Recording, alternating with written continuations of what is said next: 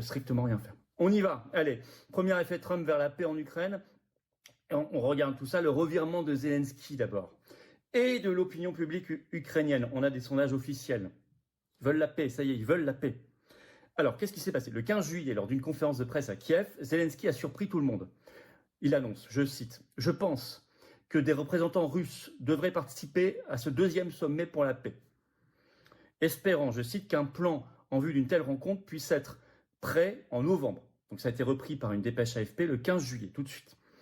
Alors c'est une rupture majeure parce que lorsqu'il y avait eu un premier sommet soi-disant pour la paix en Suisse mi-juin dernier, la Russie n'était pas invitée.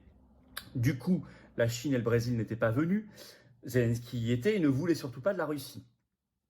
Je cite la dépêche AFP, pour la première fois, Zelensky a ouvert la porte à des discussions avec Moscou sans retrait russe préalable d'Ukraine. C'est ça qui est très important. C'est que cette condition, elle aurait été impossible à respecter. Là, il n'en fait pas une condition. Je vais vous citer un extrait de la dépêche. J'ai fixé comme objectif qu'en novembre, nous ayons un plan entièrement préparé pour pouvoir organiser le sommet, a-t-il dit lors d'une conf de presse à Kiev. Mais pour la première fois, il a aussi assuré vouloir la présence de Moscou. Je pense que des représentants russes devraient participer à ce deuxième sommet, a-t-il annoncé. Le président ukrainien n'a pas évoqué l'arrêt des hostilités, mais l'établissement d'un plan sur 3 sujets, la sécurité énergétique de l'Ukraine, la libre navigation en mer Noire et les échanges de prisonniers. Bon. Alors ça a un lien avec la dynamique de Trump à l'évidence.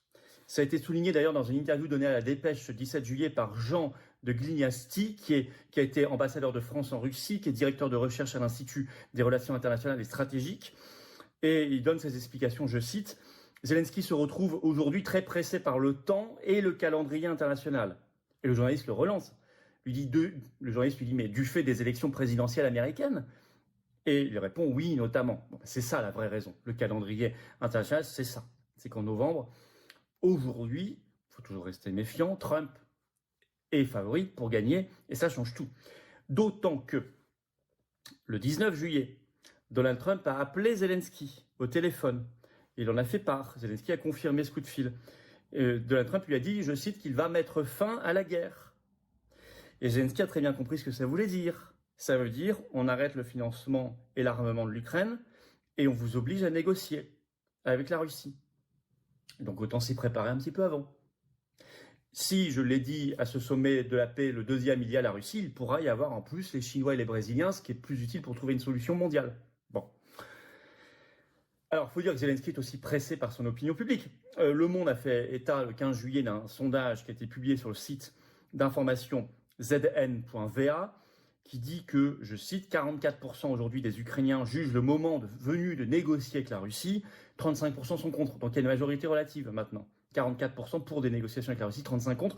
En mai 2023, il n'y avait que 23% des Ukrainiens qui étaient pour. C'est passé à 44%, c'est quasiment doublé. Et puis, il y a l'impasse de la guerre. Il y a la réalité, tout simplement. On va citer un extrait de France Info le 20 juillet qui évoque cette impasse. La guerre est dans une impasse sur le plan militaire. Depuis l'échec de la contre-offensive ukrainienne de l'été 2023, nous l'avions annoncé sur cette chaîne en premier, l'armée russe disposant d'effectifs et d'une puissance de feu supérieure poursuit son grignotage de la ligne de front dans l'est du pays au prix de lourdes pertes en soldats et en équipement. Donc en réalité, Zelensky, c'est aussi qu'il n'a plus trop le choix. Alors, bien sûr, la Russie a pris avec méfiance cette annonce de Zelensky, elle attend de voir. Dimitri Peskov, donc qui est porte-parole de la présidence russe, le 15 juillet a réagi. Il a déclaré « Il faut d'abord comprendre ce que Zelensky entend par là, parce qu'il a souvenir du printemps 2022, quand l'Ukraine et la Russie étaient au bord de signer à Istanbul un accord de paix, accepté par les deux parties, et qu'au dernier moment, l'OTAN avait interdit à Zelensky de le signer. Il l'avait forcé à continuer la guerre, quitte à sacrifier beaucoup d'hommes. Bon, donc la Russie a ça en tête, elle attend d'avoir plus d'éléments, elle reste prudente. Alors il y a d'autres signes d'apaisement, ceci dit, et il y a toujours un effet Trump, évident, voire Viktor Orban. Bon frère, alors aux États-Unis, vous avez une interview surprenante du porte-parole du Pentagone, le général Pat Ryder, qui l'a donné aux médias Voice of America cette semaine. Il se montre beaucoup plus prudent que d'habitude, je vais citer l'extrait. Le porte-parole du Pentagone s'est voulu également très prudent sur ces frappes ukrainiennes en territoire russe avec des armes américaines. Je pense qu'il est important de comprendre ici que nous ne voulons pas voir des conséquences inattendues, une escalade qui pourrait transformer ce conflit en un conflit plus large, qui dépasserait les frontières de l'Ukraine. Je pense que c'est quelque chose que nous devons tous considérer, prendre très au sérieux. Il ajoute, nous ne sommes pas en guerre avec la Russie, nous travaillons pour empêcher une guerre plus large. Et Le Monde écrit le même jour, les États-Unis n'autorisent pas l'Ukraine à utiliser des missiles à longue portée en Russie. Bon. Et puis vous avez ce choix qui a été annoncé par Trump de son vice-président J.D. Vance. Le Monde, le 10 juillet, écrit « C'est un message sans ambiguïté envoyé aux autorités ukrainiennes ». Donc si vous voulez, vous avez tout un appareil d'État américain qui est aussi en partie en train de s'adapter, d'anticiper une arrivée de Trump et de Vance aux responsabilités. Cette interview du porte-parole du Pentagone a surpris le général Pat Ryder, a surpris tout le monde. Il a un vocabulaire beaucoup plus prudent et beaucoup moins belliciste que d'habitude. En Allemagne, vous avez un frein qui se met en place. Noté par Euractiv ce 16 juillet, le titre « L'Allemagne ne fournira pas d'avions de combat à l'Ukraine ». C'est le gouvernement allemand qui l'a fait savoir officiellement ce 15 juillet. Et budgétairement, vous avez Reuters qui note dans une dépêche publiée le 17 juillet, je cite, que l'Allemagne va réduire de moitié l'aide militaire à l'Ukraine en 2025. En 2024, c'était 8 milliards d'euros, ça va passer à 4 milliards d'euros seulement en 2025, divisé par 2, selon un projet de budget 2025 vu par Reuters.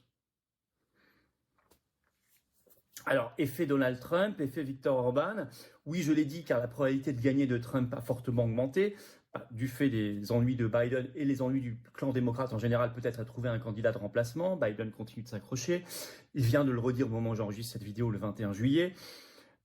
Par ailleurs, Trump, depuis l'attentat du 13 juillet, a aussi gagné beaucoup en popularité, l'attentat raté. Et puis il y a l'effet Viktor Orban. Cette tournée de paix mondiale, cette mission de paix comme il l'appelle, est allé en Ukraine, puis en Russie, puis en Chine, puis à l'OTAN, puis voir Trump. Il a impressionné favorablement les opinions publiques, qui sont plus en demande de paix. C'est un effet probablement moindre que Trump, mais ça joue aussi dans la reconfiguration du débat public, parce que ça ouvre le champ des possibles. On voit que la paix et que la négociation est possible, contrairement à ce qu'on nous a dit. Elle est possible, il l'a prouvé, il est allé à la fois voir Zelensky, puis Poutine, à la fois voir l'OTAN, puis Trump, puis les Chinois. Donc tout est possible, contrairement à ce qu'on nous a dit. Alors, attention au mauvais coup de l'État profond, au mauvais coup de l'OTAN, qui a toujours des plans, on le sait, on en a parlé dans le direct sur cette chaîne le 19 juillet. Ces routes en Europe, le Télégraphe les a révélées en juin pour acheminer beaucoup d'hommes contre la Russie. Tout ça, on le sait, il faut plus que jamais quitter l'OTAN. Ça ne change rien de rien à ça, au contraire. Il faut se battre pour la paix plus que jamais. Dans tout ce que je vous ai dit, il est regrettable qu'il y ait un acteur qui ne soit pas là, vous l'avez compris, c'est la France. Ça, c'est très triste. C'est la France qui devrait œuvrer pour la paix, ça fait partie de son être historique. Et elle a toutes les configurations, tous les atouts pour l'être, cette puissance de paix et d'équilibre, notamment en étant présente dans le monde entier par son espace maritime et son outre-mer. Mais non. Bon, ça viendra, on ne doit pas du tout renoncer à ça, on n'est pas automoteur pour l'instant. On le deviendra, on le redeviendra. En tout cas, pour l'instant, il faut compter sur des éléments extérieurs, c'est comme ça. Et il faut compter sur notre propre combat. Les patriotes ont toujours été ceux qui ont organisé les manifs pour la sortie de l'OTAN et pour la paix. Et ils le feront. Et on en parlera beaucoup. Il y aura toute une table ronde sur la sortie de l'OTAN à Arras, aux Assises de la souveraineté, le samedi 14 septembre. Je vous invite à vous y inscrire maintenant. Que vous soyez adhérent ou non adhérent, il y a un lien pour le faire. Attention, ce n'est pas la préinscription. Si vous avez été préinscrit un jour, c'est vous inscrire maintenant en vrai. Il y a un lien sous la vidéo en description dès maintenant. C'est ouvert à tous, adhérents comme non adhérents.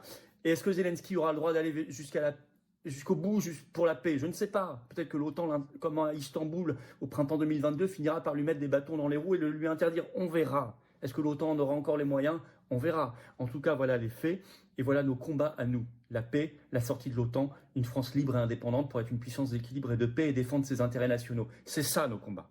Voilà, merci de partager cette vidéo. Pour cela, de vous abonner à cette chaîne YouTube par un petit clic en dessous sur s'abonner, un clic gratuit. Ça aide énormément à la diffusion des vidéos et je vous en remercie vraiment énormément. Vous pouvez faire ça, c'est formidable. Et je vous attends aux patriotes. Ça, c'est une carte de paix, c'est la carte orange d'adhérents aux patriotes. Mettez du orange à Arras pour ceux qui viennent, notamment si vous êtes adhérents. Moi, j'en aurai, c'est pour ce... Faisons-en la couleur de l'espérance de l'avenir et de la paix et de la liberté. Mais j'ai besoin de vous. Nous n'avons pas de financement public. L'État nous a tous sucrés depuis la dissolution. On n'avait pas grand-chose, mais on avait un peu parce qu'on avait fait l'effort de présenter 400 candidats aux législatives en 2022. Depuis la dissolution de juin 2024, nous n'avons plus rien, plus un euro, plus un centime. Nous n'avons pas d'aide des banques, on n'a pas d'aide des médias, mais on est le plus grand mouvement souverainiste et défense de la paix de France, largement. Alors j'ai besoin de vous. Si vous voulez que les assises aient lieu, que les manifs aient lieu, que les élections aient lieu, où on puisse être candidat, qu'il y ait plus de tracts d'affiches, il faut nous aider en finançant par un don, en étant adhérent ou réadhérent si vous n'êtes plus à jour. Et vous rejoignez une famille de valeurs et vous rencontrez des gens qui pensent comme vous près de chez vous, que vous soyez en métropole, outre-mer ou à l'étranger, on est présent et organisé partout et vous êtes les bienvenus. Mais je vous attends maintenant, pas demain, maintenant. C'est une bonne occasion ce dimanche de le faire. Adhérer, réadhérer, c'est le premier lien sous la vidéo en description. Ce lien est également en commentaire épinglé, une petite fiche sur l'écran maintenant et dans quelques secondes un lien sur l'écran. Faire un don au mouvement, c'est le deuxième lien sous la vidéo en description. Tout ça est facile. Tout ça se retrouve en lien sur notre site, les-patriotes.fr et tout ça est défiscalisé aux 2/3 pour vous. Vous mettez 50 euros, ça enlève 33 euros d'impôt. Vous mettez 5 000 euros, ça enlève 3 300 euros d'impôt. Vous mettez 5 euros, ça enlève 3,30 € d'impôt. Vous avez compris. Bravo aux donateurs, aux adhérents, bienvenue aux nouveaux adhérents patriotes et vive la France.